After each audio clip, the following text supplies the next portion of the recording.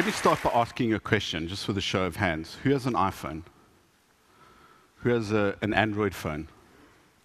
Who has a BlackBerry? Who will admit in public to having a BlackBerry?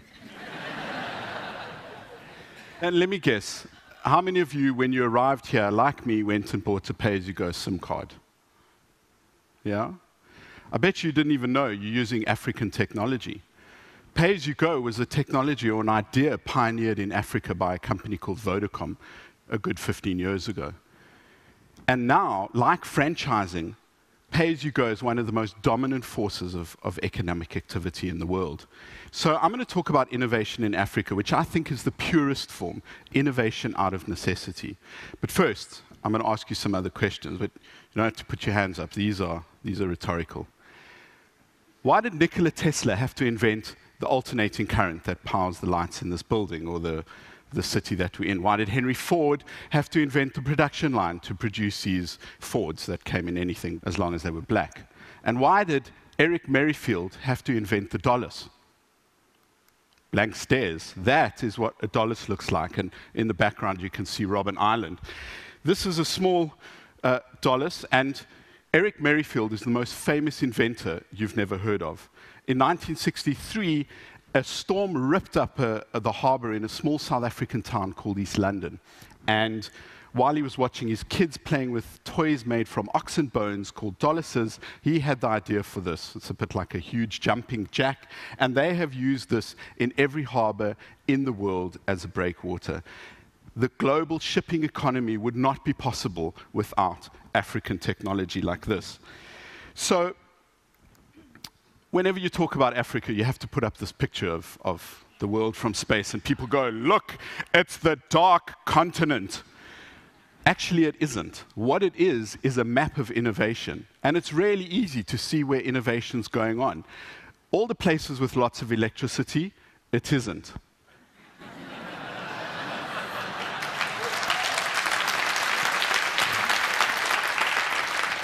And the reason it isn't is because everybody's watching television or playing Angry Birds.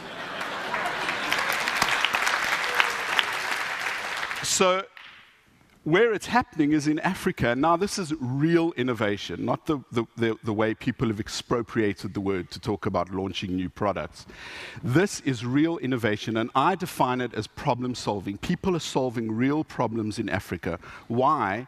Because we have to, because we have real problems. And when we solve real problems for people, we solve them for the rest of the world at the same time.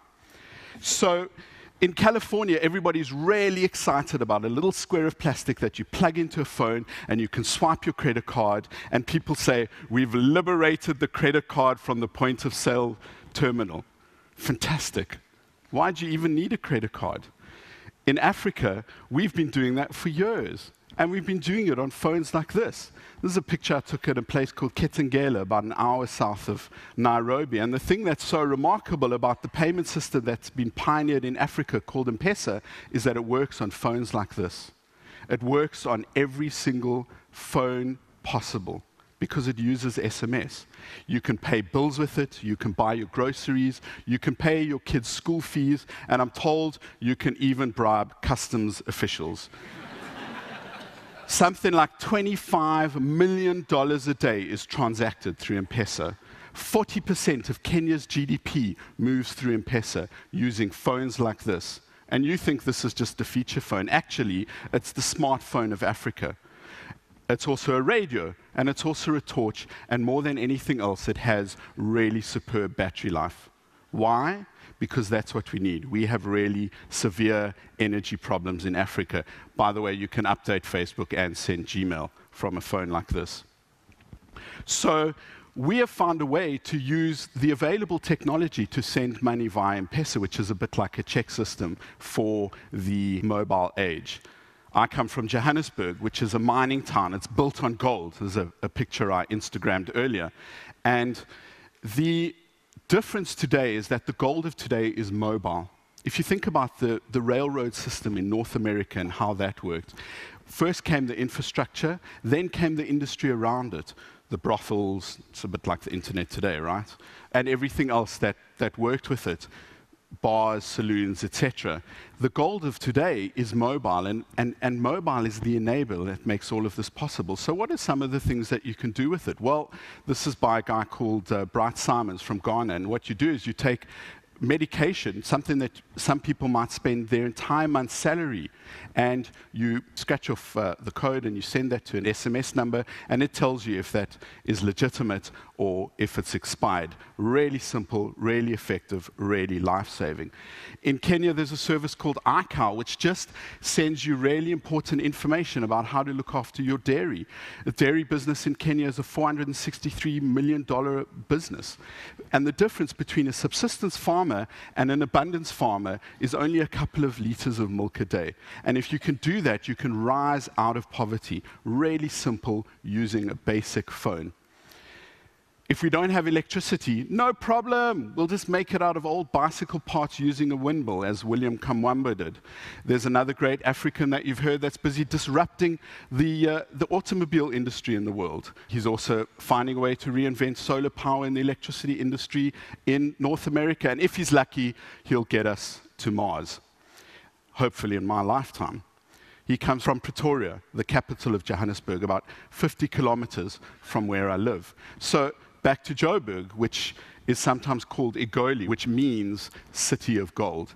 And not only is mobile the gold of today, I don't believe that the gold is under the ground. I believe we are the gold.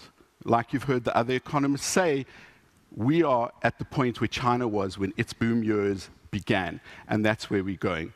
So you hear the West talk about innovation at the edge. Well, of course it's happening at the edge, because in the middle everybody's updating Facebook. Or worse still, they're trying to understand Facebook's privacy settings. This is not that catchy catchphrase. This is innovation over the edge. So people like to call Africa a mobile-first continent, but actually it's mobile only. So while everybody else is doing all of those things, we're saving the world's problems. So there's only one thing left to say.